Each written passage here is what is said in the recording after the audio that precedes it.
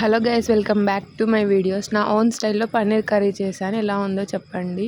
First 2 spoons oil వేసుకొని దాంట్లో onions వేసుకొని అవి బ్రౌనిష్ కలర్లోకి వచ్చిన తర్వాత ఒక 2-3 చిల్లీస్ వేసుకోండి. తర్వాత కొంచెం జీలకర్ర పొడి, వేయించిన జీలకర్ర పొడి, కారం, ధనియాల పొడి వేసి బాగా కలిపిన తర్వాత టమాటోస్ మిక్సీ వేసిన పేస్ట్ ఉంటుంది అది వేసి దాంట్లో కొంచెం పేస్ట్ కోసం వాటర్ వేసి బాగా మంచిగా బాయిల్ చేసుకోండి, కొంచెం ఆయిల్ పైకి తేలేలా.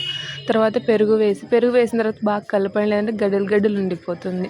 తర్వాత మనం పన్నీర్ కట్ చేసిన వేయించుకొని ఉంటాం కదా, అవి వేయండి. వేసిన తర్వాత జీడిపప్పు కూడా వేయించుకునే ఉండు కదా, అవి కూడా వేసి కలిపేసిన తర్వాత మనకు ఫ్రెష్ క్రీమ్ మిల్క్ ఉంటుంది కదా, అది కూడా వేయండి. వేసిన తర్వాత బాగా కలిపిన తర్వాత మనం సాల్ట్ వేసుకోలేదు కదా, మేము లాస్ట్ సాల్ట్ వేసుకొని టేస్ట్ ఉంటుందని లాస్ట్ సాల్ట్ వేస్తాను. తర్వాత కొత్తిమీర వేసేసి దాంట్లో కొంచెం మేము వెజిటేబుల్ రైస్ చేసుకున్నాం. Paneer curry, vegetable rice.